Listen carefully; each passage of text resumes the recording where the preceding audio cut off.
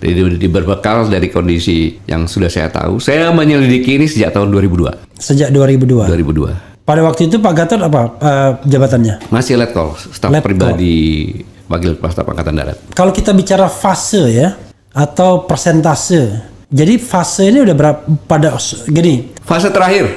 Ini udah fase terakhir. Tinggal gongnya gitu ya. Iya. Karena bagaimanapun juga para generasi muda inilah yang akan menerima tongkat estafet kepemimpinan di negeri ini. Dialah nanti yang akan menjabat mulai dari RT sampai dengan presiden yang mengelola negara ini. Oke. Kalau dia nanti mengelolanya sudah hanya sebagai pekerja saja, sebagai buruh saja, sudah terlambat. Masih ada waktu bangkit atau punah. Waduh, ngeri-ngeri sedap. Loh, kalau memang presiden ini memang penyintai rakyatnya, Mau demokrasi tegak. mau demokrasi tegak, ya kan, hukum tidak pilih pandang, Iya. tidak tajam ke bawah, tumbul ke atas. Ini bukan soal tajam nih Pak Gatot. Ini menggunakan undang-undang yang sudah tidak layak digunakan lagi ini. Ini silat ini bukan lagi Iya, itu. iya. Nah, jadi berani apa tidak itu kan?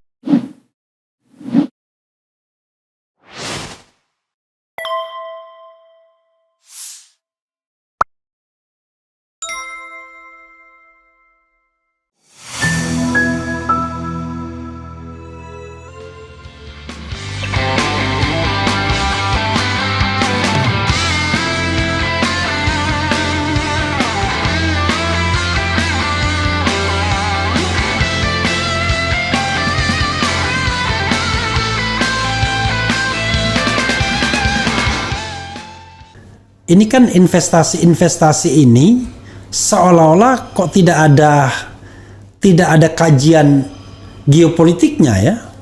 Misalnya padahal kalau kita lihat jelas tuh negara seperti China itu tidak hanya sekedar investasi for the sake of economy, hanya semata-mata soal pertimbangan ekonomi, tapi dia selalu pertimbangan geopolitik kan.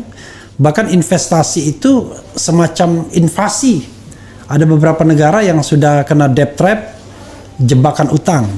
Kita juga hampir kena tuh di kereta cepat misalnya. Muncul kalau tidak salah Perpres atau Kepres gitu, nanti dicek APBN lagi, ya kan? APBN ya. Iya, untuk sebenarnya dia tidak mention langsung APBN, tapi jaminan itu kan sendiri mau tidak mau kan akhirnya kan.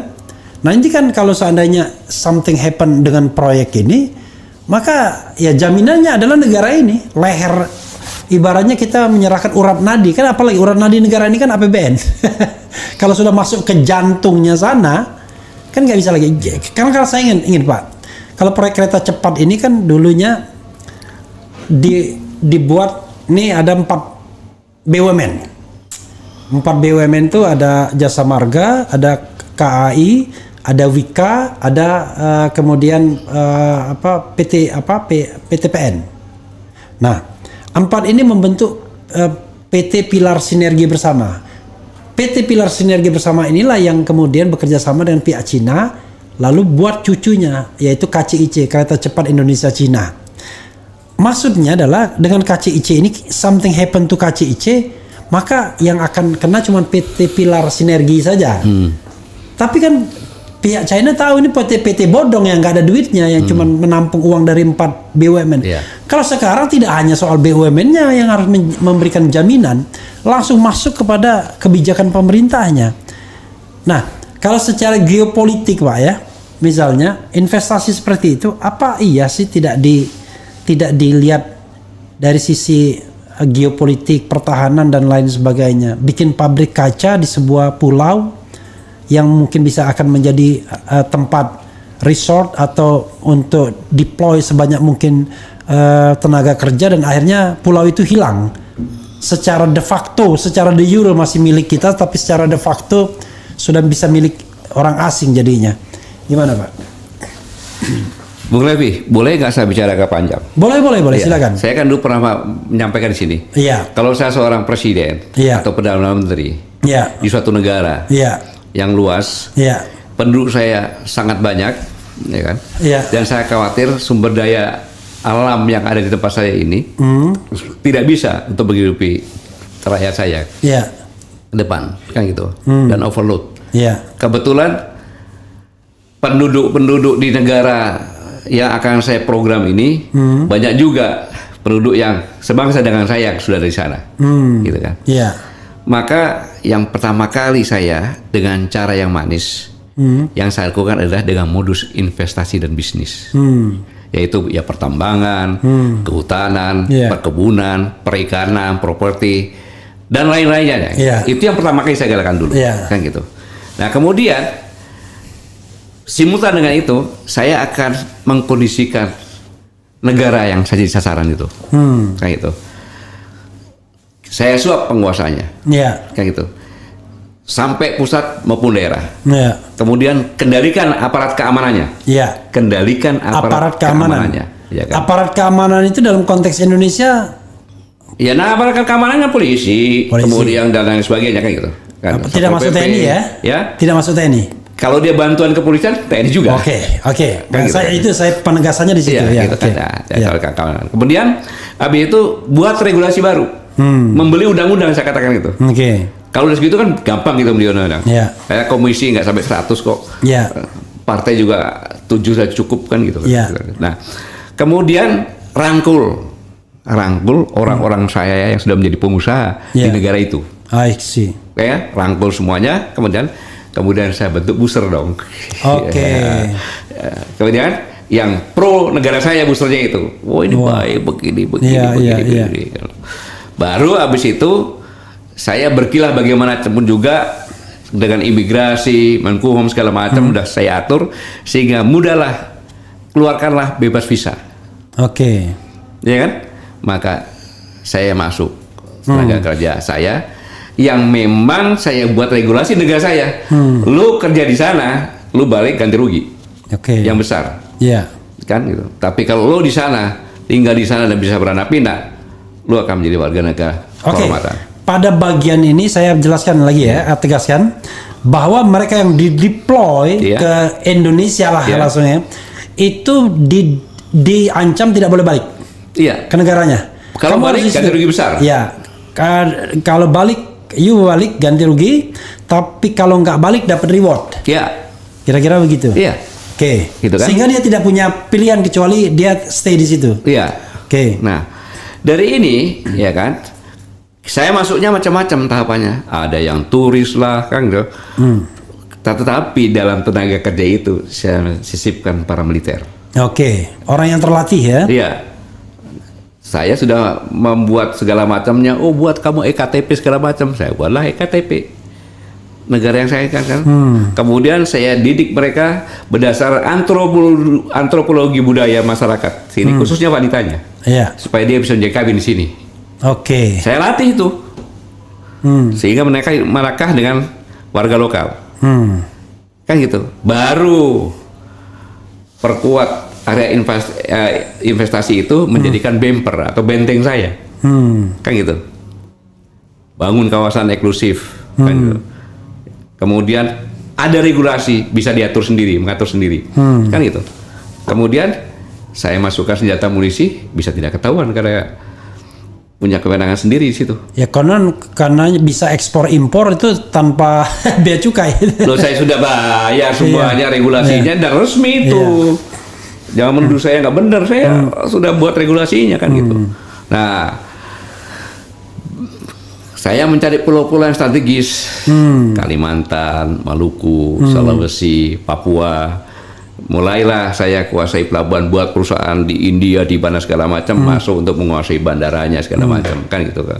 Nah, setelah itu baru dengan demikian maka saya bisa memasukkan sebanyak-banyaknya. Kalau saya lihat negara Indonesia ini ada sekitar 270, ya kan, tahap pertama minimal 50 juta. Ya, terus sampai berimbang, gitu. Bangun pangkalan militer kecil, nggak ketahuan kok, dibangun di pulau-pulau luar, di Kalimantan, Maluku, sehingga dari 50 saya tingkatkan menjadi 100. Dan sebagian besar adalah tentara yang menyamar apapun dia, gitu loh. Nah, kemudian saya membuat aturan juga. Tujuannya Pak, saya harus melindungi dong, aset saya udah banyak kok. Iya kan, saya ngeluar duit banyak, kalau nggak dilindungi gimana? Gitu. Dan saya juga harus menyelamatkan tenaga kerja saya yang bertugas di situ. Gitu. Setelah itu baru saya akan mencari tempat central of gravity dari negara. Apa itu? Ibu kota? Yes. Yang dalam jangkauan saya. Iya. Dan saya masuk di sana, tanahnya sudah saya beli, bangunannya saya beli. Jadi Anda sebagai hanya masuk ke situ, tapi itu punya saya sudah. Oke. Tahun. Gitu. Saya kuasai fisik tanahnya, kan gitu. Saya bentuk pemerintahan boneka. Soft kan agresi saya? Soft nggak? Karena akses strategi saya sudah saya kuasai, baik itu ekonomi, politik, pertahanan, bahkan budaya, sosial budaya. Iya. Baru setelah matang saya amandemen lagi undang-undangnya, karena saya udah hampir undang-undang atau undang-undang dasarnya dia undang-undang dasar lah. Oke. Undang-undang dasar saya amandemen lagi sesuai dengan keinginan saya. Bisa itu saya. Dalam rangka puncaknya saya kuasai negaramu, ya kan? Saya kuasai Indonesia ini tanpa sebutir peluru pun keluar, ya kan? Kemudian penduduk saya sudah hampir berimbang, udah 2/3, ya kan? Sistemnya udah saya buat, dan orang-orang saya yang pengalaman di daerah negara tetangga pinggiran saya itu, saya masukkan lagi situ. Iya. Kan itu. Karena apa? Peluang. Karena di negara itu baru demokrasi, tapi pemudanya diam. Sudah saya tidurkan. Dengan mana-mana yang saya buat. Ditidurkan dan sebagainya jadi buzzer. Ya, narkoba, buzzer, segala macamnya. Terakhir saya bilang, kasihan deh lu. Gitu kan. Karena lu goblok. Kan gitu. Maka gua bisa buat seperti itu. Lu banyak yang punya otak, tapi lu nggak bisa bekerja. Itu saya berpikiran gitu, boleh dong. Ya. Kalau udah berhasil, ya kan? Saya jadikan provinsi kayak, ya saya di internasional sih nggak ngapa-ngapain. Masih ada negara itu, dasarnya masih, tapi undang-undang dasarnya sudah bukan Pancasila lagi. Pokoknya negara itu tidak dikolonialisasi secara de jure ya, tapi secara de facto. Nah kalau udah pemimpinnya semua boneka-boneka saya dari daerah ke bawah, ya kan? Secara politik sudah saya kuasai, ekonomi juga saya kuasai, mau apa? Nah ini saya kerjakan bukan 1-2 tahun, bos. Saya proyek ini saya rencanakan 50 tahun. Dan sudah lama saya berjalan ini. Iya. Gitu. Tidak ujuk-ujuk. Karena untuk mengakuisisi perusahaan pun kan lama. Iya. Apalagi negara dong ini. Gitu. Nah, saya berharap dengan lebih para generasi muda, para orang berpikir, apakah yang saya sampaikan ini terjadi nggak di negara kita? Saya kembali lagi, saya bagi negara Indonesia sekarang ini kan. Gitu. Jadi Pak Gatot sedang bercerita tentang kisah di negeri Konoha. Jadi begitu. Dan saya bicara seperti ini sebenarnya sudah sejak saya Pangkostrat. Oke. Proxy war itu adalah proses akuisisi. Saya sudah di 59 universitas sampai dengan Lemhanas, Universitas Musamu dari Aceh juga. Tapi mereka lebih hebat.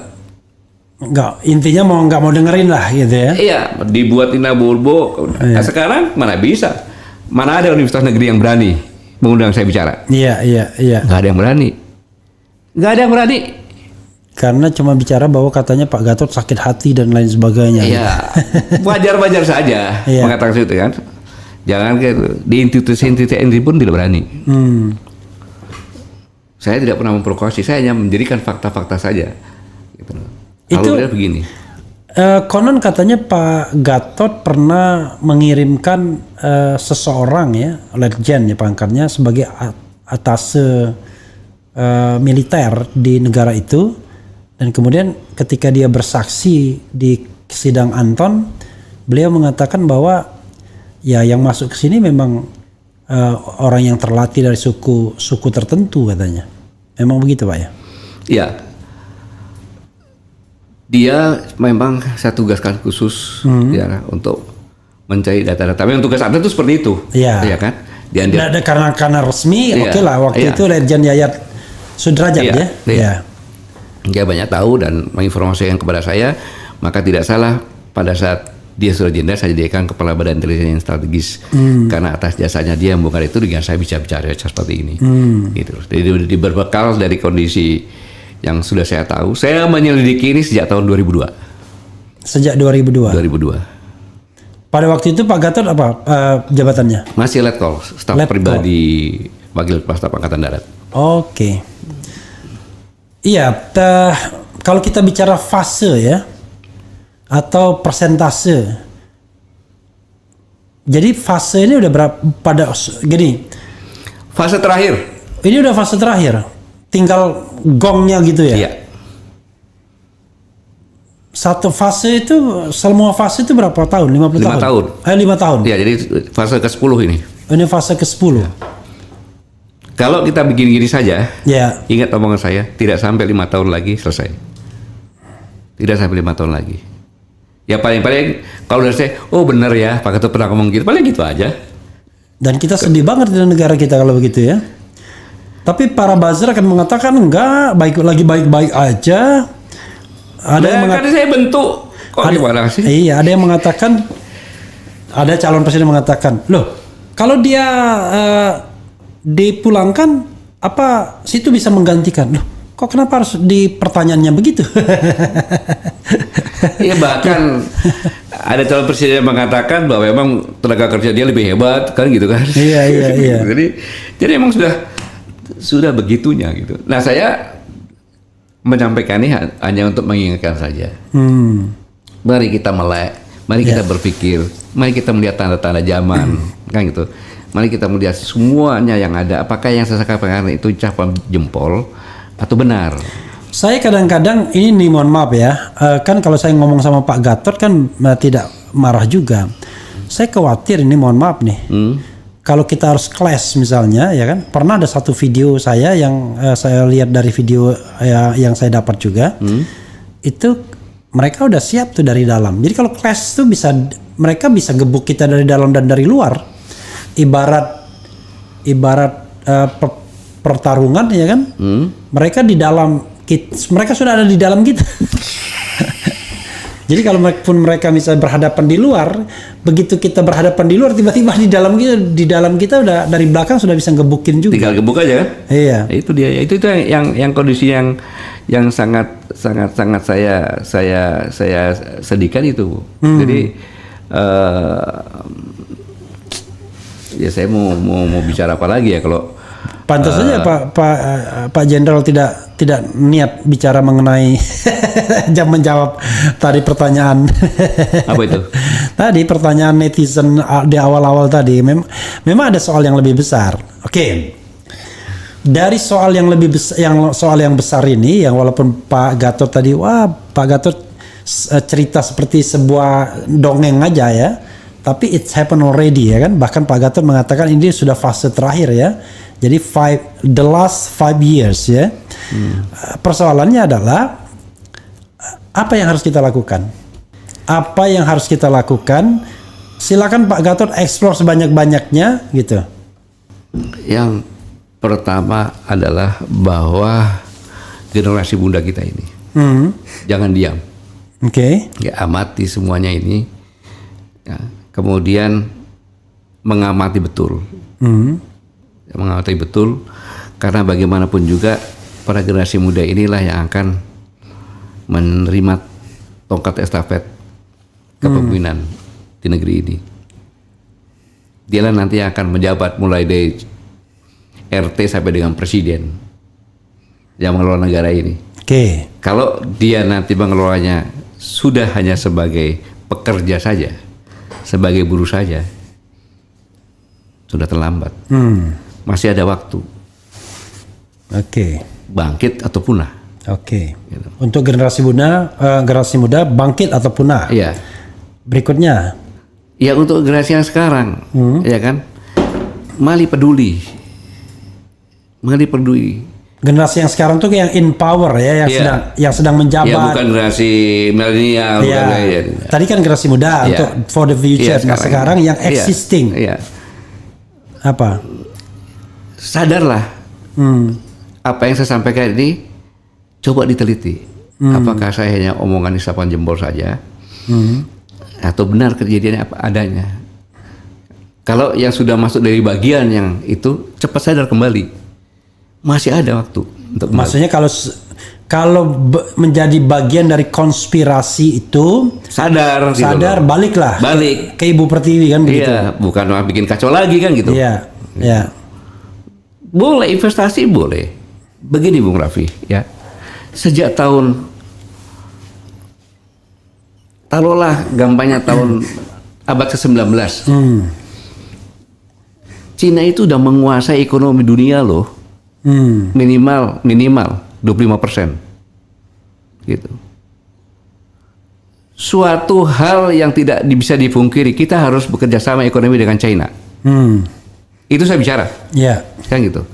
Tetapi berbisnis, gitu Bu Raffi. Yang namanya berbisnis itu, saya dengan Bu Raffi, ya kan. Saya punya semua fasilitas kerjasama dengan saya. Saya tahu. Bung Raffi bilang untungnya saya cuma 10 miliar kan gitu kan. Saya tahu sebenarnya 100 miliar. Kan gitu. Kalau kita nggak tahu, saya untuk 10 miliar kita bagi 2 dong, dikasih 5 miliar saya terima. Itu. Jadi orang-orang etnis China itu dalam berbisnis, kalau orang bilang itu cengli dia. Kalau kita tahu, tapi kalau enggak ya nggak salah dia. Ngapain? Bung Raffi ini dikasih apa? Kalau ayam tuh cekernya dia udah senang banget dia. Ya udah kita kasih ceker aja. Kan gitu. Tapi kalau gua tahu lo untungnya 1 ekor, masa gua udah kasih ceker? Bagi 2 dong. Nah, hal ini dari masing-masing pejabat yang ada dengan strategi mempelajari betul gitu loh. Gitu. Kita lihat aja hutang di bawah tangan gimana kan gitu. Karena ada penelitian. Bangladesh sudah kena jebak, negara lain kena jebakan gitu. Memang latar belakangnya ekonomi memang benar gitu. Tapi ekonomi itu sebagai senjata. Gitu loh. Itu harus sama-sama kita waspadai. Ya ini kita bicara soft war ya. Jadi nggak perlu lagi pakai. Nggak perlu pakai. Nggak usah.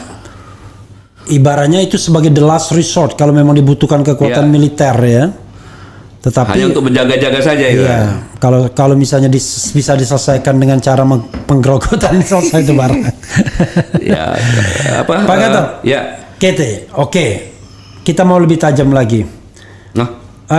Bagaimana kalau kita kaitkan dengan fenomena election pemilu? Kan pasti harus ada kaitannya. Kalau kita bicara tentang katakanlah ini seperti penyelamatan negara misalnya ya. Kalau temanya penyelamatan negara. Dari intervensi pihak yang paling kita bahayakan itu kan intervensi pihak luar. Sementara di sini kita ribut ya kan, saling mengkadrun-kadrunkan, saling meradikal-radikulkan dan lain sebagainya. Tapi para pencoleng ini, komprador ini terus bekerja ya dengan sebaik-baiknya. Apa yang harus dilakukan oleh generasi muda? Saya pun bingung, Bro. Mengapa bingung? Karena yang saya katakan tadi, ya kan, sampai dengan yang sekarang kita lakukan sekarang ini, ya kan, yang 20% itu kan undang-undang, gitu loh. Itu yang membuat dari hasil survei. Kan kita bonus demografi sekitar 60%, kan gitu kan, 61 lah kan gitu kan. Dari 61 dari hasil survei, itu yang mengatakan saya ikut pilpres hanya 30%. Yang lainnya dia frustasi, gitu kan. Semuanya juga tergantung partainya katanya. Bukan petugas partai, ini partainya saja gitu. Terus mau bagaimana coba? Itu yang sangat dikhawatirkan gitu. Nah, dalam konteks ini jangan diam generasi muda. Gitu. Walaupun kalau saya tanya, kenapa saya nggak milih Om? Kenapa sama aja semuanya katanya? Menurut mereka loh itu. Iya. Ya. Ada saudara saya kemarin ke daerah Bekasi sana di pabrik besi. Iya. Ngobrol-ngobrol, ini anak saya Pak, dia baru lulusan begini. Kamu nanti milih nggak? Nggak Om, kenapa? Siapa yang mau dipilih? Dia bilang gitu. Nah, kalau ini kan masuk jebakan sudah kan gitu. Iya. Nah, inilah yang saya sangat disayangkan. Tetapi kita masih punya harapan, ya. Mudah-mudahan nanti pada saat selesai pendaftaran bisa terlihat itu. Gitu. Karena variabelnya masih sangat tinggi. Ini bagian terakhir kita akan tanya. Dan juga ini kegelisahan saya. Setiap saat Refli Harun ini berapa kali dilaporkan. Kita yang dilempar botol, saya juga yang dilaporkan. Negara ini gimana rasanya ya? Yaitu kegalauan saya yang luar biasa tentang Undang-Undang 1 1946. Kita ambil satu dulu lah Pak. Kita nggak usah bilang Undang-Undang ITE, Undang-Undang Omnibus Law, Undang-Undang Minerba, Undang-Undang KPK, Undang-Undang KUHP itu yang semuanya dianggap bermasalah. Tapi satu saja undang-undang, Undang-Undang 1 1946. Ini undang-undang yang entah Bapak sadar apa enggak ya. Ini yang memenjarakan anak buah Pak Gatot ya kan di kami. Let's say kalau nggak mau dibilang anak buah, kolega lah ya kan. Nah, Jumhur Hidayat, Syahganda Nainggolan, Anton Permana, Ustaz Edi, kemudian Edi Mulyadi. Saya tidak tahu Edi Mulyadi itu kena 1946 atau kena yang lain ya. Nanti kita cek lagi Edi Mulyadi karena dia dibenturkan juga dengan konflik horizontal jadinya. Rocky Gerung juga diutak-atik dengan undang-undang ini. Jadi undang-undang ini adalah Undang-Undang Nomor 1 1946 tentang Peraturan Hukum Pidana yang mengubah beberapa aturan di dalam Kitab Undang-Undang Hukum Pidana yang terkait dengan menyebarkan berita bohong. Bukan hanya produsennya saja yang dilaporkan, mereka yang menyebarkan, kan istilah menyebarkan itu kan istilah yang kalau kita by intention, Pak. Misalnya, waduh, ini udah jelas berita bohong. Kayak kita tahu lah berita bohong. Lalu yuk kita sebarkan sama-sama. Kan itu by intention. Tapi ini tiba-tiba Rocky Gerung bikin orasi ilmiah di depan KSPSI, lalu sama KSPSI di live kan, lalu channel Refli Harun ikut menyiarkan. Saya juga yang dilaporkan. Saya bilang lama-lama kita nggak bisa ngapa-ngapain. Percakapan kita gini saja Pak, kalau kita dipotong-potong, Bapak dibilang menyebarkan berita bohong, kenapa kita dua-duanya, ya kan? Wah, Bapak sudah menyebarkan berita bohong mengenai proxy war dan lain sebagainya. Padahal kalau dalam sejarah tradisi ilmiah, ya kalau nggak setuju kan bantah, ya kan? Ya saya terpaksa lah ngomong apa adanya, susah juga kan? Ada misalnya orang bicara tentang bikin buku tentang ijazah seseorang, wah Anda berita bohong. Akhirnya orang nggak peduli. Anton Permana nulis tekniku saya, tekniku malang, berita bohong. Jumhur Hidayat menulis tentang Omnibus Law, berita bohong. Akhirnya berita bohong itu adalah sebuah opini yang tidak disukai oleh penguasa. Kalau opini yang disukai penguasa bukan berita bohong. Akhirnya ya banyak yang kena, dan yang lebih parah lagi ya yang kena di Habib Rizik. Bagaimana kesehatannya Bib? Alhamdulillah sehat-sehat saja. Terima kasih kepada rumah sakit gini-gini. Kena berita bohong juga. Direktur rumah sakitnya juga kena juga. Menantunya kena juga. Luar biasa akhirnya. Pak Gatot. Apa Pak Gatot ingin underlining, garis bawahi terhadap Undang-Undang 1 1946 yang jelas-jelas menurut saya sudah memenggal demokrasi kita. Ini nggak ada bedanya negara kita ini seperti Korea Selatan, Korea Utara kalau begitu caranya. Orang ngomong berbeda pendapat, laporkan masuk penjara, dan celakanya menggunakan kelompok masyarakat. Jadi negara sengaja mengadu kelompok masyarakat sehingga muncul konflik horizontal. Kalau kurang hot, dibikinlah demonstrasi bayaran biar kemudian keonarannya tercapai. Udah, frankly speaking, ya kan? Ya itu kan strategi. Ya, oke. Apa yang ingin Pak Gatot garis bawahi dalam konteks ini bagian terakhir interview kita. Bang Refri, demokrasi itu pelaksanaannya kan itu hukum, konstitusi kan. Iya. Ya kan? Kalau konstitusi tidak berjalan dengan benar, demokrasi itu nggak ada. Kayak gitu. Pertanyaannya apakah masih ada demokrasi di negeri ini? Ya. Itu. Yang kedua, Bung Raffi, ketika pemerintah Belanda melihat sudah berbahaya pada tahun 1943, maka bulan Maret gubernur militer membuatlah undang-undang. 1943 ya? 1943 kalau nggak 142. Gitu. Oke. Itu. 1942 harusnya sebelum Jepang masuk ya? Ya harusnya. Oke. Itu, ya. Bulan Maret itu. Iya. Nah, undang-undang itu ya menjadi Undang-Undang Nomor 1 1946. Mungkin baru Raffi lebih tahu sendiri. Oke. Ya. Itu bukan dirubah, tidak. Ya. Persis sama. Hanya dalam Undang-Undang Nomor 146 itu dikatakan bahwa kalau tulisannya Dutch itu berarti negara Indonesia kan RI kan gitu. Yeah. Kalau tulisannya gubernur militer itu berarti presiden. Yeah. Benar nggak itu undang-undang itu? Silakan baca dong. Oke. Artinya itu adalah undang-undang yang sengaja dibuat kolonial, ya kan, untuk masyarakat yang dijajah oleh dia, supaya tidak bisa bergerak. Yeah. Kan gitu. Yeah. Karena begitu dikatakan bohong, ya kan? Mana buktinya bohong? Ada demonstrasi kok. Ya. Apa susahnya bikin demokrasi? Ya.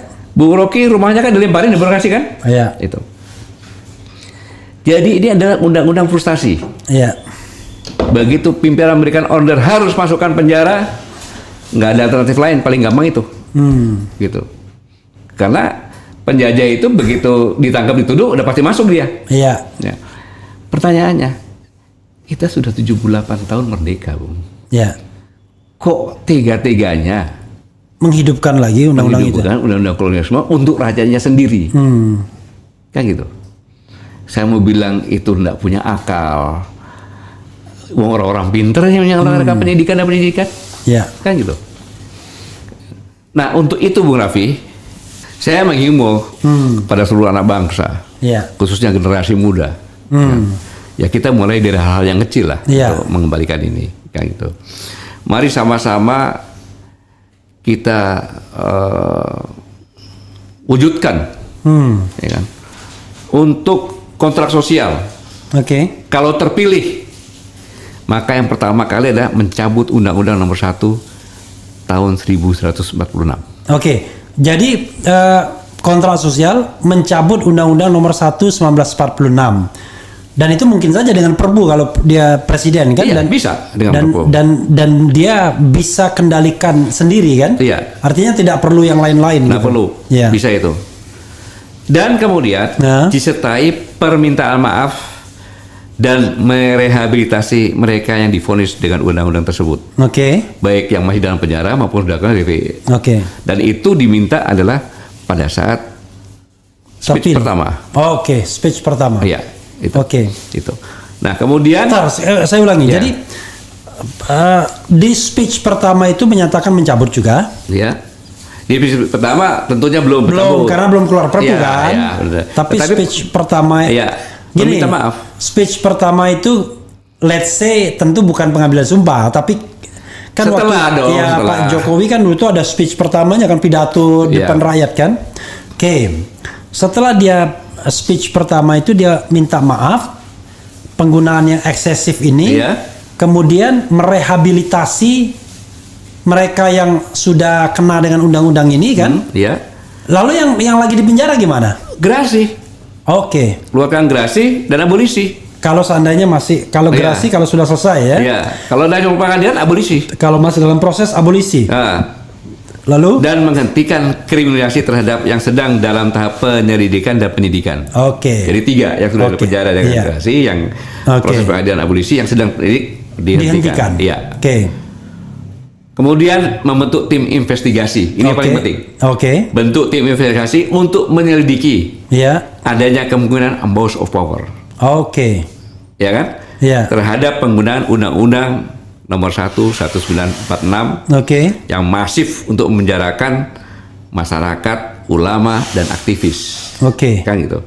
Nah, hal ini investigasi itu bukan hanya penyidiknya saja, penuntutnya juga, yang memutuskan juga, hakim juga. Di belakang itu siapa yang memerintahkan juga. Gitu. Waduh, ngeri-ngeri sedap.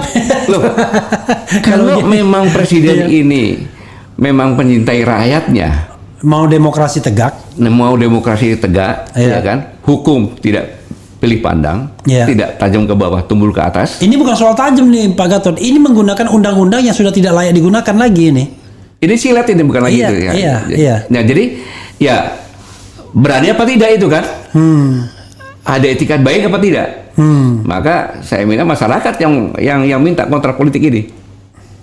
Ya, saya membayangkan Pak Gatot ya, kontrak politik ini kan ada kontrak politik yang masuk akal, ada yang nggak masuk akal. Yang nggak masuk akal tuh misalnya langsung mensejahterakan rakyat. Ini nggak neko-neko kok, sederhana kok. Iya. Dan semuanya berdasarkan landasan hukum. Iya, dan bisa ini dilakukan. Dan ini measurable, terukur kan. Jadi kalau misalnya hari pertama bikin perpu yang mencabut Undang-Undang 1/1946 mudah ya kan. Kemudian minta maaf bisa. Kan? Kemudian membebaskan yang gerasi bisa. Abolisi bisa. Menyetop penyidikan bisa semua. Bentuk investigasi bisa. Walaupun ini yang agak berat, bagian ini yang akan berat nanti. Tapi ya harus dilakukan. Kalau misalnya masa kita main lupakan aja masa lalu. Nah, masalahnya kalau nggak diberi pelajaran seperti ini, ya ganti presiden, coba ganti nama doang, nggak berubah apa-apanya. Kan kita kan ingin perubahan semuanya. Dan ini test case. Ya ini jadi test case. Iya, berani nggak dia melakukan kontrak politik? Kalau nggak ya ngapain lagi pilih yang gitu kan? Itu aja sudah.